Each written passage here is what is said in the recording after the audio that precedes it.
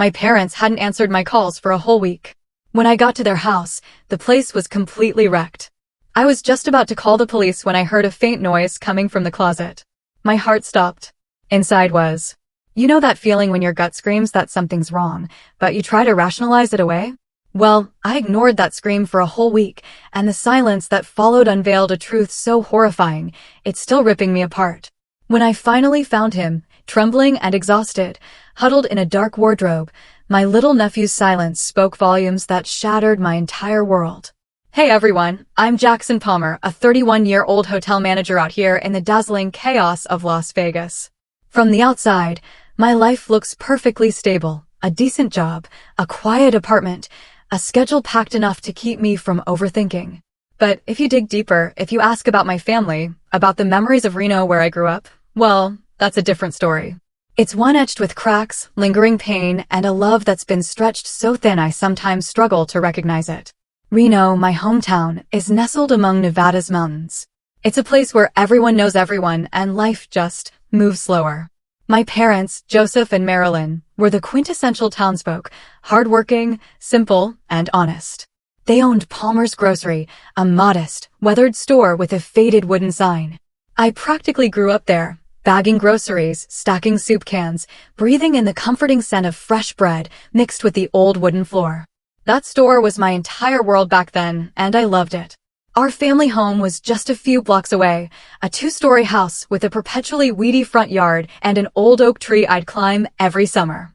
That's where I learned to tie my shoes, heard my mom's lullabies, and saw both my parents' smiles and their tears. But if you picture a picture-perfect family, you'd be sorely mistaken. Despite the fleeting moments of warmth, a shadow always loomed large over us. That shadow had a name. Dylan, my younger brother.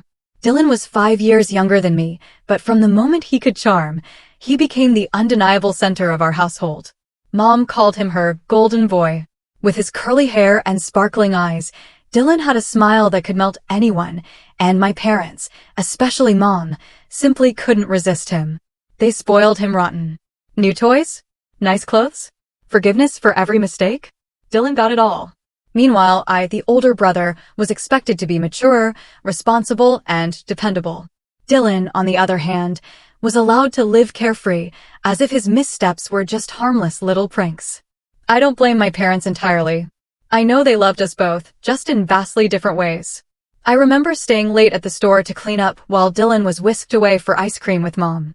Or the countless times I'd get a stern lecture for breaking a glass, while Dylan could spill an entire tray of pastries and only get a pat on the head. Those small things, piling up over the years, created a chasm between us. Dylan and I grew up like parallel lines, living under the same roof but never truly connecting. When I turned 18, I fled Reno for college in Las Vegas. For the first time, I felt like I could truly breathe, truly live for myself. I studied business, landed a solid hotel job, and slowly, deliberately, built a new life. But every time I went back to Reno, a heavy air suffocated me. Dylan, now a teenager, was changing. His angelic childhood smile was now tinged with defiance, even recklessness. He started skipping school, hanging out with a bad crowd, and then, like an inevitable storm, he spiraled into gambling. Gambling in Nevada is hardly unusual, it's everywhere. But for Dylan, it wasn't a pastime. It was an addiction. I'll never forget the first time Mom called me, her voice trembling. Dylan had stolen money from the store's safe to gamble. I drove back that night to find Dad sitting in silent despair and Mom sobbing in the kitchen. Dylan, though? He just shrugged. I'll pay it back. No big deal. But I knew he wouldn't. He never did. The debts piled up, pulling Dylan deeper into the abyss. He even married a woman named Sutton, someone I foolishly hoped might pull him out. But their marriage lasted less than 2 years. Sutton left, leaving Dylan and their young son, Jaden, who was only 3 at the time. Instead of stepping up, Dylan simply abandoned Jaden, leaving him with my parents while he drifted through life like a gust of wind, showing up occasionally to beg for money, cause trouble, and then disappear again. Jaden, now 6 years old, is the one fragile light left in our family. Every time I visit Reno, I spend time with him, telling him stories or just sitting on the porch. He has eyes like Dylan's when he was young, but far more innocent, more pure. He calls me Uncle Jax and hugs me tight every time I have to leave. But even Jaden couldn't erase the growing distance between me and my parents. Our relationship had been fractured for years. It's not that I don't love them, I do deeply. But their relentless favoritism toward Dylan and the constant burdens they placed on me whenever he messed up had simply worn me down. Every time Mom called, I braced myself for another agonizing rant about Dylan, his debts, his troubles. Each call left me drained and helpless. Last month, Mom's calls grew more frequent, her voice frail, filled with terror. Dylan came by again, she whispered. He demanded money, brought some strangers with him. I don't know what to do. I told her to call the police, to protect herself, but she just sighed. He's my son. I can't do that. I hung up, my heart a lead weight. I knew she wouldn't do anything. She never did. I thought about going back to Reno, confronting Dylan, or even bringing Jaden to live with me in Vegas. But work swept me away, and I told myself everything would be fine, that my parents could handle it. I was wrong. Terribly wrong. For the past week, a cold unease had been creeping into my heart, like a winter chill blowing through the blazing Las Vegas summer. It started with unanswered calls. I called Mom, then Dad, but all I got was an endless ring, like an echo in an empty void. I sent texts, one after another. Mom, are you okay? Dad, what are you up to? How's Jaden doing? But my phone remained stubbornly silent. Not a single reply. At first, I tried to reassure myself. Maybe they were busy at the store, or their phones had died. But as the third day passed, then the fifth, that unease wasn't a fleeting breeze anymore. It had turned into a full-blown storm raging in my chest. I tried not to overthink, but every night, as the neon lights of Vegas flickered outside my window, I found myself clutching my phone, scrolling through the unanswered messages, my heart heavy with dread. I thought of Dad, with his tall, lean frame and eyes always filled with quiet exhaustion, yet steadfast patience. I thought of Mom, with her gentle smile, her voice growing weaker every time she mentioned Dylan. And then I thought of Jaden, that 6-year-old with big, round eyes, probably sitting somewhere in that Reno house, clutching his worn-out teddy bear. What was going on? Were my parents okay? Mom's frantic calls about Dylan's constant disruptions, showing up with strangers in tow, had left me with a gnawing sense of dread. Dylan wasn't just asking for money anymore. He'd changed, becoming more aggressive, more reckless. Mom told me he'd show up at odd hours, sometimes in the middle of the night, banging on the door, yelling for money to pay off his debts. Once, she said he even threatened to make a big deal if they didn't comply. I wanted to race back to Reno right then, to grab Dylan by the collar and scream that he had no right to torment our parents like that. But I held myself back, telling myself I couldn't keep cleaning up my brother's messes forever. I was wrong.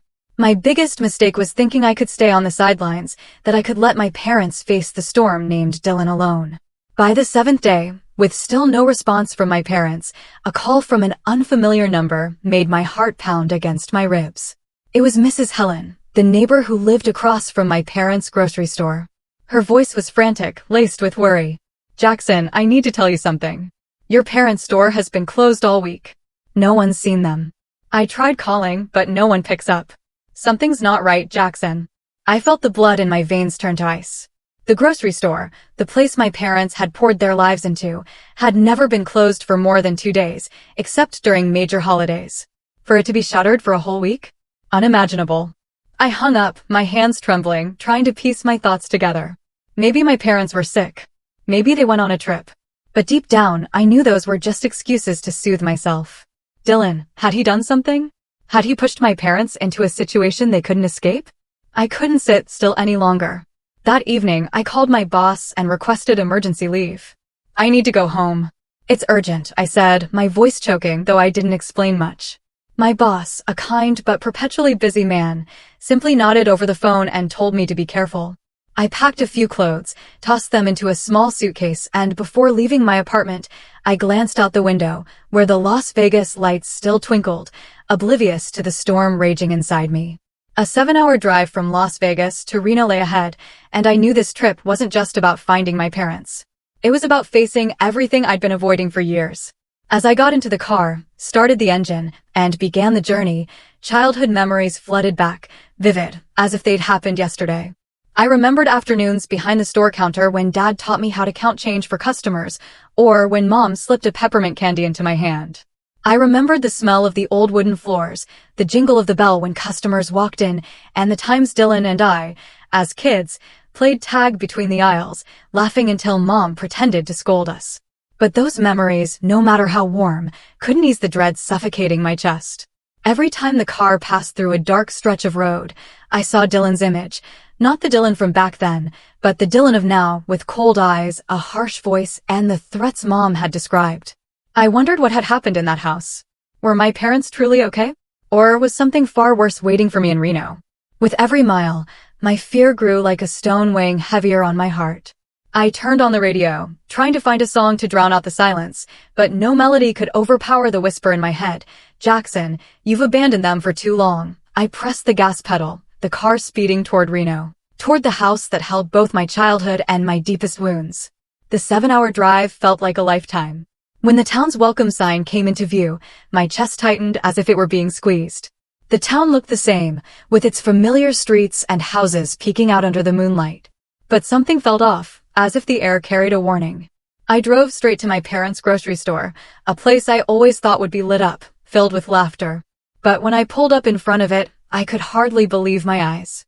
The store was completely shuttered. The wooden sign, Palmer's Grocery, still hung there, but it was faded and tilted, as if it, too, was weary from witnessing whatever had happened. Through the window, I saw only darkness, no light, no sign of life.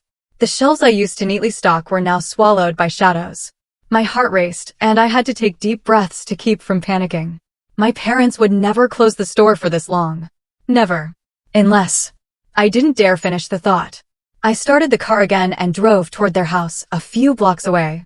The familiar road that once led me through carefree summer days now seemed endless. Every street corner, every old oak tree, stirred memories. Dylan and me running around, Mom calling us in for dinner from the porch, Dad reading the newspaper in his armchair. But now, those memories only deepened my unease. I didn't want to know what I was about to face, but a bad feeling clung to me like a shadow I couldn't shake. When I pulled up to the familiar two-story house, my heart seemed to stop. The house was pitch black, not a single light in the windows, not a sound. The front door was slightly ajar, as if someone had left in a hurry. I stepped out of the car, my legs heavy as lead, each step feeling like it was leading me toward an abyss. I called out Dad, Mom, Jaden, but only the wind answered, cold and lifeless. I pushed the door open and stepped inside, and the sight before me hit like a punch to the chest. The house, once filled with laughter, the smell of Mom's freshly baked cookies, and Jaden's babbling stories, was now a wreck.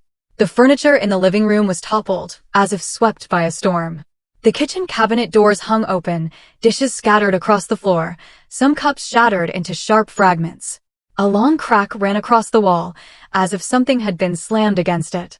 A wooden chair Dad had proudly built himself lay broken, with a missing leg. Everything screamed chaos, as if the house had witnessed a battle. I stood there in the living room, feeling the blood in my veins turn to ice. Dad. Mom. I called again, my voice barely a whisper, but the thick silence enveloped me like a heavy blanket, pressing down on my chest. I stepped forward, tripping over a spoon lying on the floor. Each step felt like a knife twisting in my heart, because I knew no one would leave the house like this by accident. Not Dad, who always kept everything in order. Not Mom, who polished the floors until they gleamed. And certainly not Jaden, the careful little boy who cherished everything around him.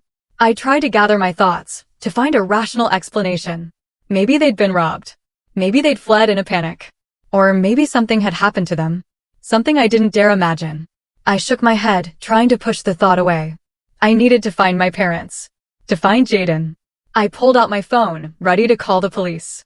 But at that moment, a faint sound came from the end of the hallway, from my parents' bedroom. A shaky, labored breath, mixed with soft, stifled sobs, like a small animal trying to hide. My heart pounded, blood rushing to my ears. I froze, listening, trying to determine if I'd imagined it. But then it came again, clearer, more desperate. I moved toward the bedroom, my legs trembling. The bedroom door was slightly ajar, and as I pushed it open, a musty smell and cold silence hit me. My parents' bed was untouched, but the blankets were disheveled, as if someone had lain there and left in a hurry. I called out for Jaden, my voice breaking. Jaden? Is that you? Where are you? There was no reply, only the labored breathing, now clearer, coming from the corner of the room. I followed the sound, my heart pounding so hard I thought it might burst. The breathing led me to the old wardrobe, its door slightly open. My hand shook as I reached for the handle, sweat beading on my forehead. I took a deep breath, trying to steady myself, but fear clung to me relentlessly. "It's going to be okay, Jackson," I whispered, as if to reassure myself. But deep down, I knew nothing was okay. The wardrobe door creaked sharply as I pulled it open, the sound slicing through the room's silence. The darkness inside swallowed the faint light from the hallway. But then, amid the jumble of hanging clothes and the musty smell of old wood, I saw a small figure curled up in the corner. My eyes strained to adjust, and when the light finally fell on him, I froze. It was Jaden, my 6-year-old nephew. Those clear eyes, always cherished, but now he was no longer the Jaden I knew. He sat huddled, clutching his tattered teddy bear, the one my mother had given him when he was a baby. His clothes were crumpled and filthy, as if he'd been wearing them for a week. His hair was matted, sticking to his forehead, and his face was gaunt and pale, as if hunger had drained the life out of him. But what shattered my heart was his eyes, red-rimmed, wide open, gleaming with a fear I'd never seen in a child. He wasn't crying loudly, just soft, choked sobs, as if he'd cried so much he had no strength left. "Jaden," I called, my voice breaking, barely recognizable to myself. I knelt down, reaching out to touch him, but he flinched, shrinking deeper into the corner as if I were a threat. The teddy bear was clutched so tightly I feared it might tear. "Jaden, it's Uncle Jax." "You're safe now," I said, my voice trembling, trying to stay calm even though my heart was screaming. But Jaden didn't respond. He just stared at me, his panicked eyes searching for something to trust, something to hold on to. Slowly, I reached out again, gently touching his shoulder this time. He didn't pull away, but his body shook violently, like a dry leaf in a cold wind. "What happened? Where are Grandma and Grandpa?" I asked, my voice catching, fighting back tears. I needed to know. I needed to understand why the house was in ruins, why my parents weren't here, and why Jaden was hiding in a wardrobe like a wounded animal. But Jaden said nothing. He just stared, his red eyes wide. And then, as if his last bit of strength had given out, he collapsed into my arms. His small body felt weightless, so frail I was afraid a tight hug might break him. I held him close, feeling his rapid breaths against my shoulder, and in that moment, a pain deeper than anything I'd ever known washed over me. This boy, my beloved nephew, had endured something horrific. And I, the one who should have protected him, hadn't been there when he needed me most. I lifted Jaden, his body limp in my arms. "It's okay. I'm here now," I whispered, unsure if I was comforting him or myself. I scanned the room again, hoping for any sign of my parents, a note, a clue, anything. But there was only silence and chaos. The house, once my sanctuary, now felt like an abandoned battlefield. I couldn't stay any longer. Jaden needed help, and I had to get him out of this place. I carried him to the car, laid him on the back seat, and wrapped him in a thin blanket I found on the couch. His eyes were closed, his chest rising and falling faintly as if he were clinging to life. I jumped into the driver's seat, started the car, and sped toward the nearest hospital, my heart pounding as if it might burst. The 10-minute drive to the hospital felt like a century. I kept glancing at Jaden in the rearview mirror, terrified he might slip away completely. "Hang on, buddy," I muttered, my voice breaking. "I won't let anything happen to you." But in my mind, questions swirled like sharp blades. Where were my parents? What had happened in that house? When I pulled up to the emergency room, I practically shouted for the nurses. "Help my nephew. He's not okay." A team of doctors and nurses rushed over, wheeling a stretcher to the car. They gently lifted Jaden onto it, and I stood there, helpless, as they whisked him inside. A nurse, her eyes filled with concern but professional, asked me about Jaden's condition, but I could only shake my head, unable to answer clearly. I don't know. I just found him in a wardrobe. He hasn't said anything. Please save him." In the emergency room, the doctors worked quickly.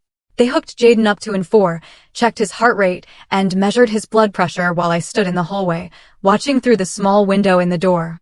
Jaden lay there, so small and fragile, like a bird with broken wings.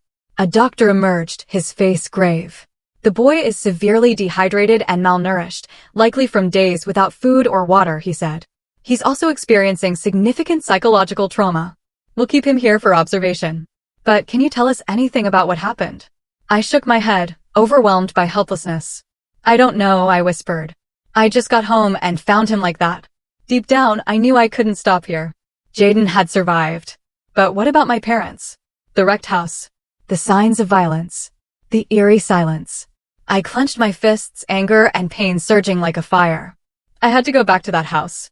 I stood in the hospital hallway, peering through the small window on the emergency room door where Jaden lay. He looked heartbreakingly small, with 4 tubes attached to his arm and his face still bearing traces of fear. The doctor said he'd be okay, but okay in this context felt like an empty word. I turned away, unable to bear the sight for another second. I had to act. I had to find my parents. I called a friend from the hotel, asking him to cover my work for a few days. I don't know how long this will take, I said, my voice hollow. He didn't ask questions, just told me to take care of myself and promise to handle everything.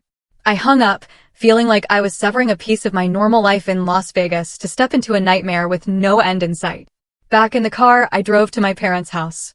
The Reno night was cold, and the faint moonlight cast an eerie glow on the familiar streets, making them feel alien. When I pulled up to the house, a chill ran down my spine. I stepped inside, careful not to touch anything. The house was as I'd left it, furniture toppled, dishes shattered, the crack on the wall, a grim reminder of what had happened. I stood in the living room, breathing in the heavy air, searching for any clue, any sign to understand what had happened to my parents. I walked through each room, checking every corner, but avoiding touching anything. I knew if something serious had occurred, the police would need the scene untouched. In the kitchen, I spotted a family photo frame on the floor. I looked down at the cracked glass, my heart clenching at the sight of my parents' smiles, mine, and even Dylan's from when we were kids. The photo was taken on a summer day, when we were still a family, before everything fell apart. I pulled out my phone, my hands trembling as I dialed 911. I need to report a missing persons case, I said when the dispatcher's voice came through. My parents. They're not at home. And my nephew. I found him in critical condition. The house, it's been ransacked. Please come quickly. My voice choked, each word feeling like it was being wrenched from deep inside my chest. The dispatcher asked basic questions, address, my parents' names, the state of the scene, and I answered mechanically, my mind blank. They told me to wait, that they'd be there soon. I sat on the old sofa, trying to stay calm, but my hands wouldn't stop shaking. I scanned the room, desperate for any clue. My dad's jacket hung on the coat rack, but its pockets were empty. In the kitchen, a cold cup of coffee sat on the table, as if Dad had left it mid-sip. Everything in the house seemed to tell a story, but I couldn't decipher what it was saying. 15 minutes later, the red and blue lights of a patrol car flashed outside, illuminating the quiet street. I heard the car stop, the sound of hurried footsteps, and then the door swung open. 3 officers stepped inside, followed by a man in plain clothes, likely a detective. Are you the one who called? Jackson Palmer, the man asked, his voice low and steady. I nodded, standing up, trying to keep my voice from trembling. I'm Detective Matthew. Tell us what you know. I led them inside, showing them the scene, the broken chairs, shattered dishes, the crack on the wall. I told them about not being able to reach my parents for a week, about the neighbor's call, and about finding Jaden in the wardrobe. Each word felt like a stab, but I forced myself to keep going. Matthew took notes carefully, his eyes sharp but non-judgmental. We'll look into everything, he said, but first, we need to secure the scene. The officers began cordoning off the house with yellow tape, keeping anyone from getting too close. I stood on the porch, watching as neighbors started to gather, their eyes a mix of curiosity and concern. Whispers floated through the crowd, and I caught fragments of their conversations. I heard arguing last week, an elderly woman, Mrs. Carter, told an officer. Loud shouting from inside the house. I thought it was Joseph and Marilyn arguing with someone. Another man, Mr. Thompson, chimed in, I saw Dylan around here a few times. He was with some rough-looking guys once. I even saw them standing outside the store, like they were watching something. Each word hit me like a hammer to the chest. I was both furious and desperate. Dylan. His name kept coming up like a refrain in a tragic song.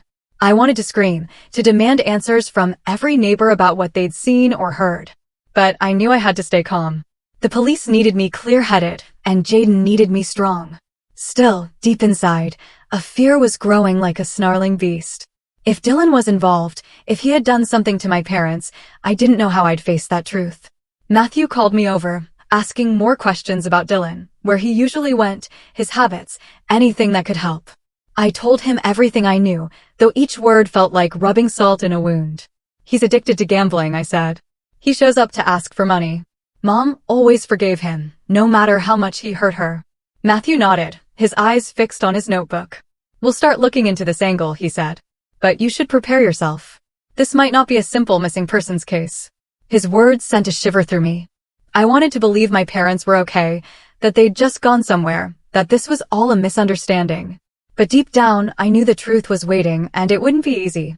I turned away, heading back to the hospital where Jaden was. I needed to be with him. I hurried into the hospital, heading straight to Jaden's bedside. The doctors had been treating him with 4 fluids for hours, and now he looked slightly better. His skin was no longer deathly pale as when I found him, but his eyes still carried a haunting shadow I couldn't forget. I stood by the bed, watching him, my heart feeling like it was being crushed. "It's Uncle Jack's," I whispered, gently touching his hand. "You're okay now." Jaden opened his eyes, those big, round, red-rimmed eyes, locking onto mine. Then, as if a dam of fear had broken, he burst into wrenching sobs. His cries were raw, desperate, as if he'd been holding them in for too long. He reached out with his small hands, clinging to me, his fingers gripping my shirt as if afraid I'd vanish. "Uncle Jack's, don't go," he whispered, his voice trembling, faint, so fragile I had to fight not to break down with him. I pulled him into my arms, feeling his tiny body tremble against me. "I'm right here, Jaden." "I'm not going anywhere," I said, my voice catching. But deep down, I knew I was making a promise I wasn't sure I could keep. A doctor came in to check on Jaden. "He's more stable now," she said, her tone gentle but serious. "But he suffered severe psychological trauma. We need time to assess him further, and it's best not to pressure him right now."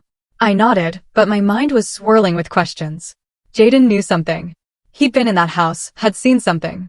And though I didn't want to push him, I needed the truth. Detective Matthew arrived at the hospital shortly after, accompanied by a female officer whose eyes were kind but cautious. They asked me a few brief questions about Jaden's condition, then requested to speak with him. "We'll be as gentle as possible," Matthew said. "I know it's not the best time, but anything the boy can tell us might help find your parents."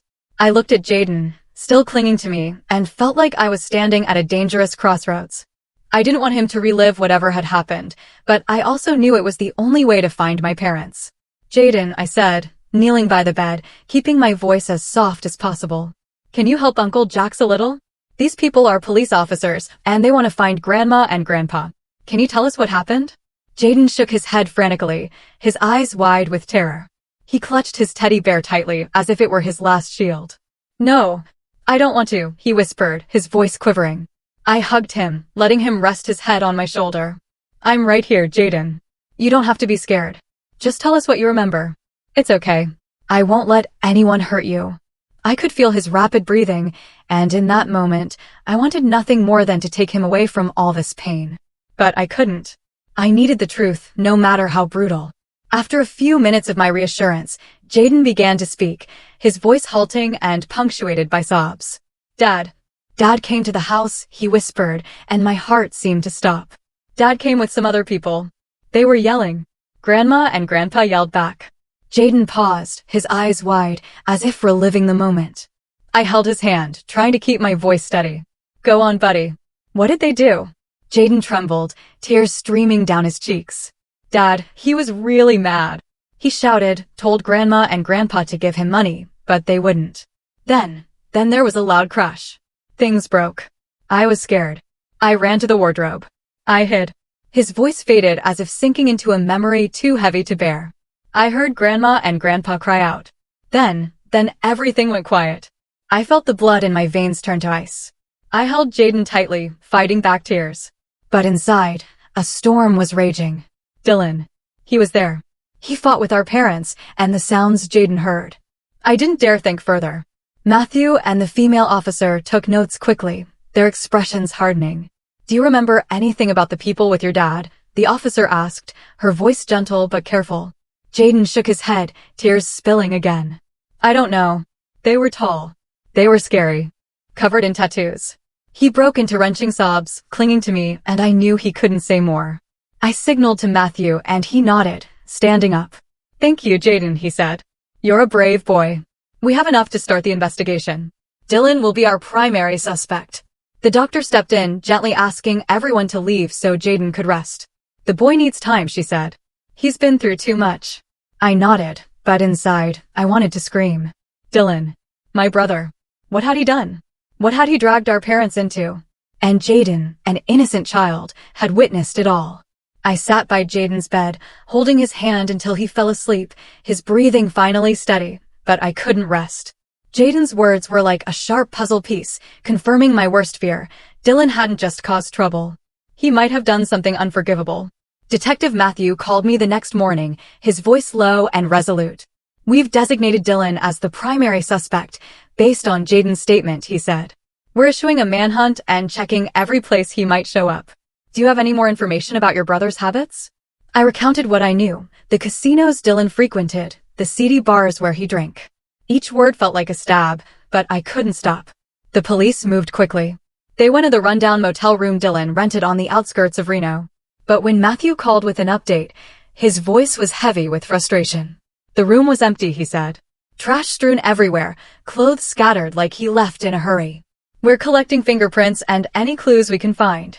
I pictured the room, a chaotic mess reeking of alcohol and cigarettes. A reflection of the person Dylan had become. He'd fled.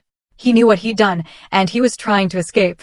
Meanwhile, I sat by Jaden's side, watching him sleep, his face still etched with fear. The doctor said he needed time to recover, but every time he startled in his sleep, muttering incoherent words, it felt like someone was squeezing my heart. I stroked his hair, whispering, "I'm here, Jaden. Everything's going to be okay." But I wasn't sure if I was comforting him or myself.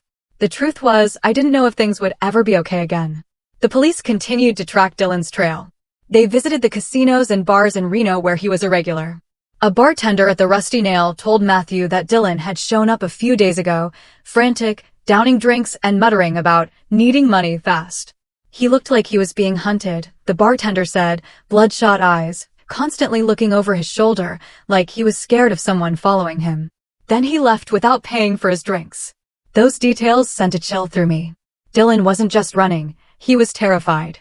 A key lead came from a creditor named Eddie, a man the police tracked down at a small casino outside town. Eddie, with a gravelly voice and cold eyes, said Dylan owed him tens of thousands of dollars from losing streaks at the tables. He begged me for more time, Eddie told Matthew, as recounted later. Said he was about to come into big money, to pay it all off. Mentioned something about family taking care of it, but I didn't buy it. He looked like a desperate dog.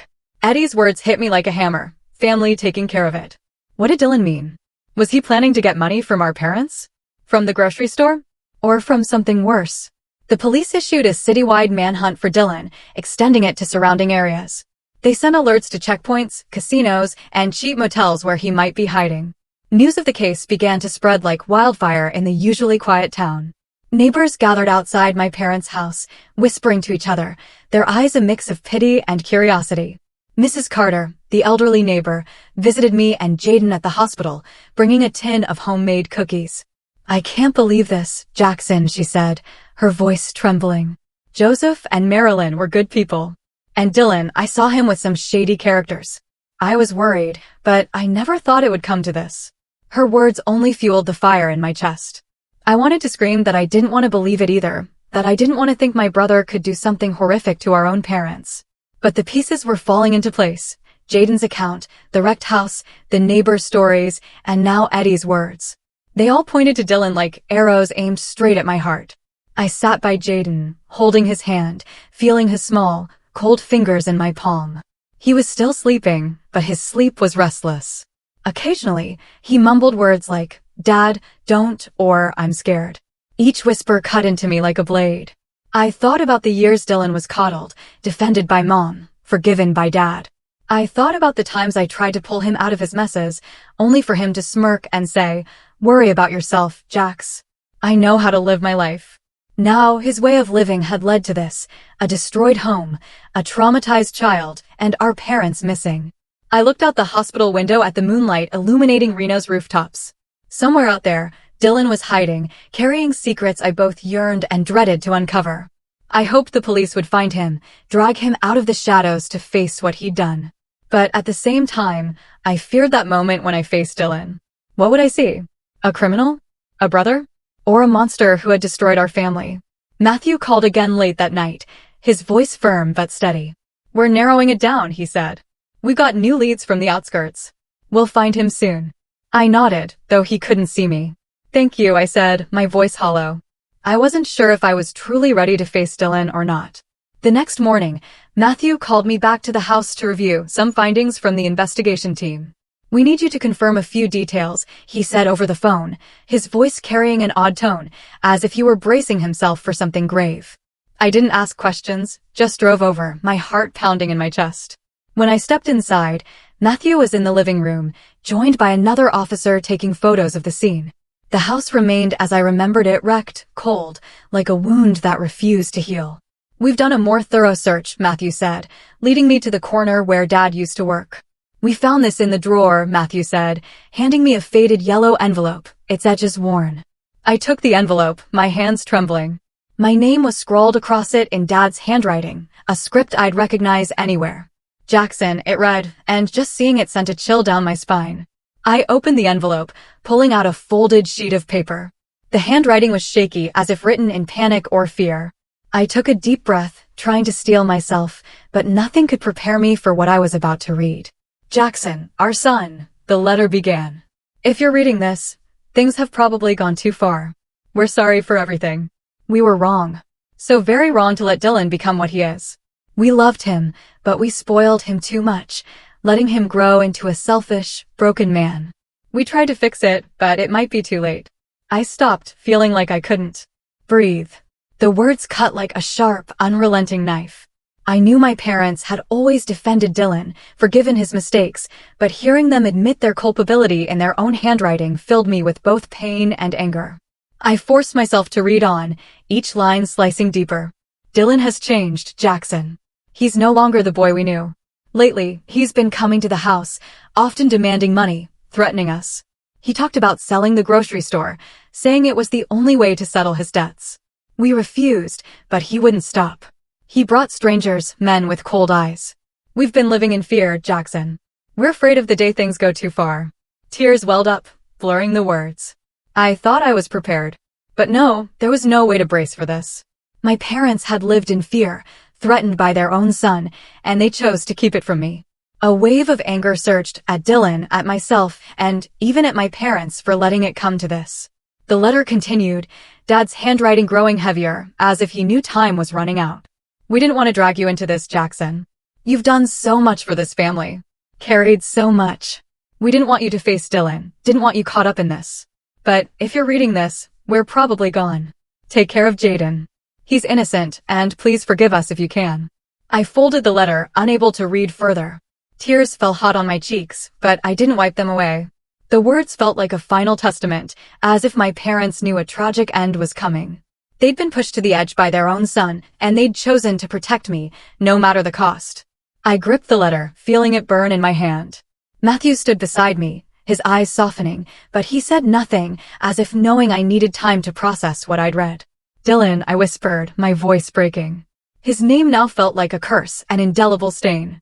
He'd driven our parents to the brink, and I could no longer stand on the sidelines. I handed the letter to Matthew, my voice trembling. "Keep it. It's evidence." He nodded carefully, placing it in a clear plastic bag. But his eyes told me he understood this wasn't just evidence, but a piece of my family's tragedy. I returned to the hospital right after, unable to bear another second in that house. Jaden was still sleeping, his face less pale now.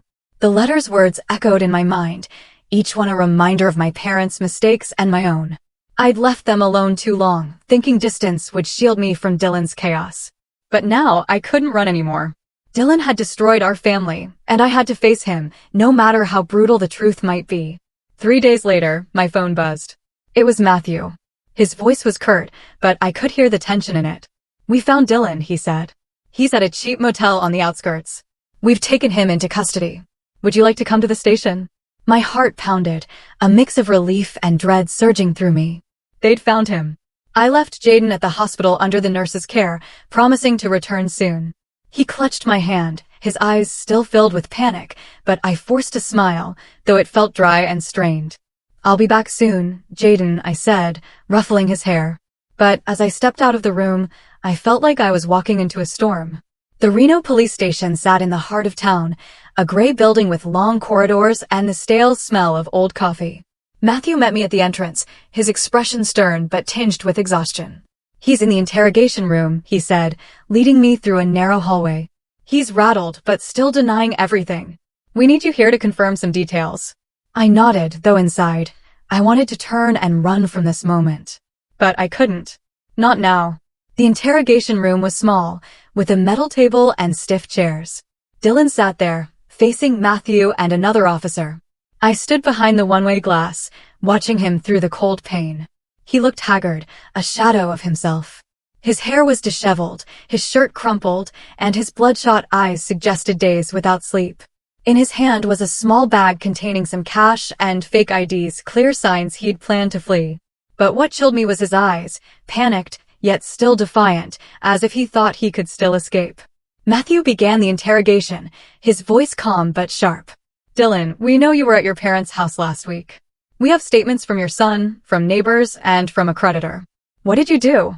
Dylan kept his head down, his hands clasped tightly, but his mouth stayed stubborn. "I just went to ask for money," he said, his voice weak. "We argued, sure, but then I left. I didn't do anything." I clenched my fists, my nails digging into my palms until they stung. He was lying. I knew it. Matthew knew it, and the room itself seemed to know it. Matthew didn't flinch. He placed a stack of documents on the table, including my parents' letter and photos of the wrecked house. "You sure about that, Dylan?" he asked, his voice cold as steel. "Jaden said you came with some men. You fought with your parents, and he heard things breaking, loud crashes. How do you explain that?" Dylan shifted in his seat, his eyes darting away. "The kid's making it up," he muttered, but his voice trembled as if he knew he was losing ground. And Matthew pressed on, his tone growing sharper. "We also have a statement from Eddie, your creditor. He said you promised big money to pay off your debts. Where was that money coming from, Dylan? Your parents' store? Their house?" I stood behind the glass, feeling the ground crumble beneath me. Each of Matthew's words was a puzzle piece, forming a horrifying picture. Dylan bowed his head, silent, but I could see his shoulders trembling. He was breaking, and I both wanted to scream at him and run from what I was about to hear. Suddenly, Matthew's phone buzzed. He answered, his calm demeanor instantly dropping.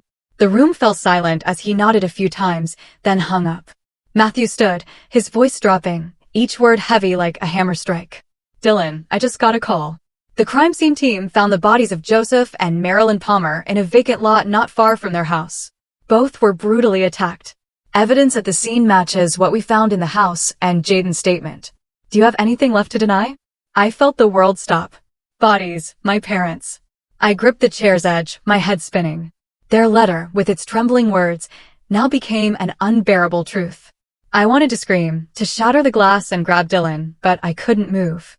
I just stood there, frozen, tears streaming down my face without me even noticing. Dylan looked up, his face pale as death. "No, it wasn't," he stammered, but his voice faltered as if he didn't believe his own lie. Matthew didn't give him a chance. He slid photos of the crime scene across the table on his phone, images I knew I couldn't bear to see, but I knew they were real. "Anything else to say, Dylan?" Matthew asked, his voice now a razor's edge. Dylan broke down, his sobs echoing in the small room. He buried his face in his hands, shoulders shaking. And then, as if his last strength had drained away, he confessed. I didn't mean to," he said, his voice breaking. "I just wanted money. I needed it to pay my debts, but they wouldn't give it to me. They yelled, called me a disgrace. I lost control. I hit them. I didn't know what I was doing until they were lying there, not moving. I felt my heart tear apart. Dylan, my brother, once Mom's golden boy, had beaten our parents to death." He continued, his voice trembling as if trying to justify his crime. I panicked. "I called some guys from the casino. We buried them in the lot. I thought if no one knew, I could sell the store, the house, pay off my debts, and start over." The room was stunned. Matthew kept his face stoic, but I saw his hand tighten around his pen. The officer beside him shook her head, as if unable to believe it. And I I just stood there, staring at Dylan through the glass. He was no longer my brother. He was the monster who killed our parents, left Jaden in terror, and destroyed everything our family had. I turned away, unable to look any longer. Tears streamed down my face, but I didn't wipe them. Rage and grief burned together in me, an unquenchable fire. I wanted to scream at Dylan, to demand why he could do this to our own family, but I knew no answer would ease this pain. Matthew stepped out, placing a hand on my shoulder. "I'm so sorry, Jackson," he said, his voice softer. "We'll bring him to justice, and you should prepare to identify your parents' bodies at the morgue." I nodded faintly, my heart empty. I didn't know how to face this loss. My parents were gone, and Dylan, the brother I once knew, had taken them from me. Dylan's trial took place just a few weeks later. I didn't attend. I couldn't face his face, couldn't hear his horrific confession again. Matthew updated me over the phone, his voice steady but laced with empathy. Dylan was sentenced to life in prison without parole. He would spend the rest of his days behind bars, paying for the crime he committed. But that sentence didn't bring my parents back, didn't erase the painful memories Jaden carried, and didn't mend the cracks in my heart. I arranged my parents' funeral on a quiet afternoon in Reno. The small church our family used to attend on weekends was filled with people. Neighbors, friends, and regular customers from the grocery store came to pay their respects, bringing white chrysanthemums and heartfelt condolences. Mrs. Carter, the elderly neighbor, held my hand, tears streaming down her cheeks. "Joseph and Marilyn were good people, Jackson," she said. "They didn't deserve this." I could only nod, unable to speak, afraid that if I opened my mouth, I'd break down completely. The funeral was somber, with only the sound of the wind rustling through the oak trees in the cemetery and the murmur of prayers. I stood before their graves, feeling like the world had collapsed. But I forced myself to be strong. For Jaden. After the funeral, I took Jaden to live with me. Before my parents' graves, I knelt, placing my hand on the cold headstones, and whispered, "I promise to take care of Jaden like my own son. I won't let him suffer anymore." The wind blew, carrying a strange sense of peace, as if my parents were listening, smiling from somewhere far away. I took Jaden's hand, leading him away from the cemetery, and in that moment, I knew this was a promise I would keep at all costs. The first days in Las Vegas weren't easy. Jaden was still haunted by what had happened. He woke up crying every night, calling for his grandparents. I held him close, singing the lullabies Mom used to sing, though my voice cracked with tears. "I'm here, Jaden," I whispered. "I won't leave you alone." I spent every spare moment with him, playing, telling stories, trying to bring some light back to his eyes, still shadowed by darkness. Slowly, with patience and love, Jaden began to smile again. His smiles were faint, but to me, they were like sunlight breaking through a storm. I decided to sell the grocery store and the house in Reno. Those places held too many painful memories.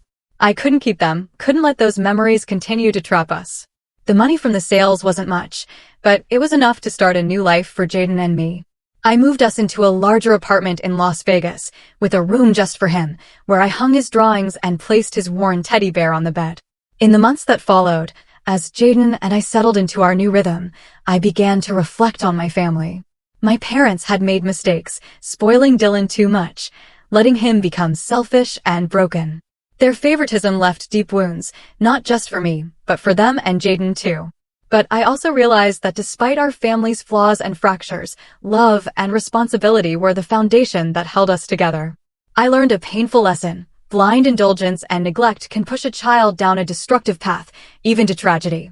But I also believed that with love and responsibility, I could save a life, Jaden's life. One evening, as the neon lights of Las Vegas lit up the sky, I held Jaden's hand, walking him down a bustling street. He pointed at the lights, giggling at a fountain that changed colors. I looked at him, and for the first time in months, I felt a stillness in my heart. No more nightmares. No more echoes of Dylan's shouts. No more painful memories of Reno. Just me and Jaden, uncle and nephew, walking together under the bright, hopeful glow of this city. I knew the road ahead wouldn't be easy. Jaden would still have nights when he woke crying, and I would carry the scars of what Dylan did. But I was determined to build a new family, one without violence, favoritism, or betrayal. A family built on love, where Jaden could grow up without fear, where I could keep my promise to my parents and to myself. As we stopped by a fountain, Jaden looked up at me, his eyes sparkling. Uncle Jax, can I stay with you forever? He asked, his voice small but full of hope. I knelt down, hugged him, and smiled, though tears welled in my eyes. Forever, Jaden, I said. You and me, we're family. Our story closed under the radiant lights of Las Vegas, but in my heart, there was only stillness and resolve. I would not let our family's tragedy repeat. I would give Jaden the life he deserved, and I would honor the true meaning of family, not through blind indulgence, but through unwavering love and profound responsibility. That was the legacy I wanted to leave, not just for Jaden, but for my parents, who loved us, however imperfectly.